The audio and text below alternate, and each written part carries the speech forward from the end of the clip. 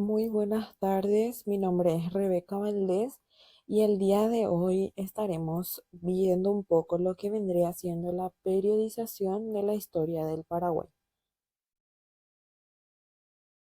Bueno, en esta presentación vamos a recorrer la historia del Paraguay desde los tiempos precolombinos hasta la actualidad.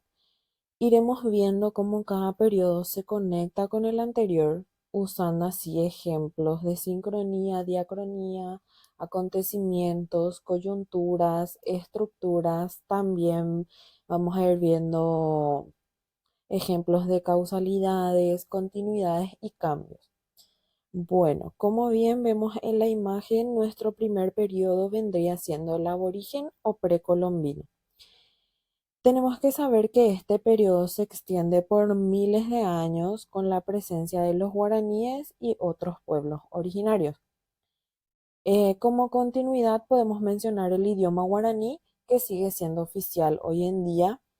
Como diacronía podemos mencionar, o en este caso comparar ese modo de vida que tenían antiguamente con las transformaciones que trajo la llegada europea.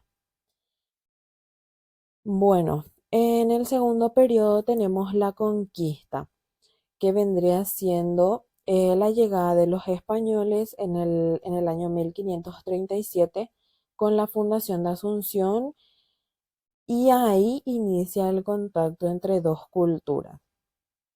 En este periodo podemos mencionar la sincronía, un ejemplo de sincronía que vendría siendo este proceso que ocurre al mismo tiempo que la colonización de Perú y México.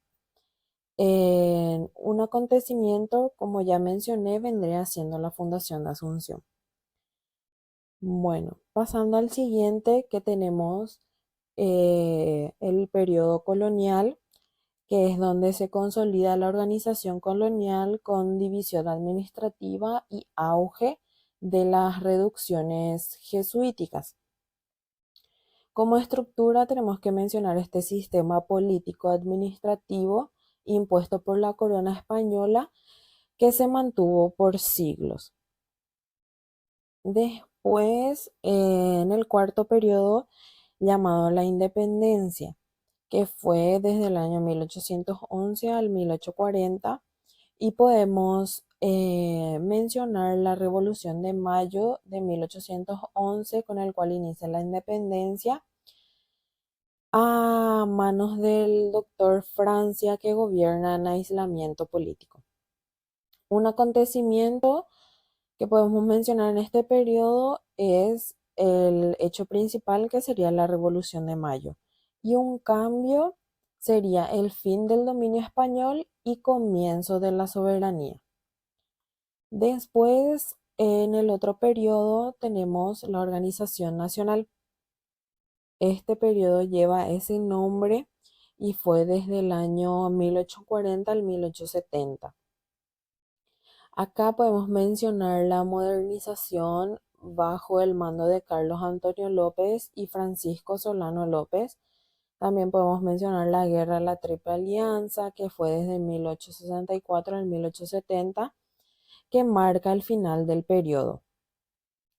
En un ejemplo de causalidad podemos mencionar el conflicto por intereses políticos y territoriales que tuvimos con los países vecinos Brasil, Argentina y Uruguay. En el sexto periodo llamado constitucional, que fue desde el año 1870 al 1936, podemos resaltar la reconstrucción nacional tras la guerra. Después también podemos mencionar la Guerra del Chaco, que fue desde el 1932 al 1935, en donde se enfrenta Paraguay y Bolivia. Una coyuntura en este periodo sería la guerra, que altera temporalmente la política interna y la economía. Y como último periodo tenemos el que sería el periodo actual o contemporáneo, que vendría siendo desde el año 1936 en adelante. Acá tenemos que tener en cuenta que desde el 1936 Paraguay ha vivido gobiernos militares, ha vivido también una larga dictadura y también pasó por la transición democrática en 1989. Un cambio en este periodo sería el paso del régimen autoritario a la democracia. Muy bien.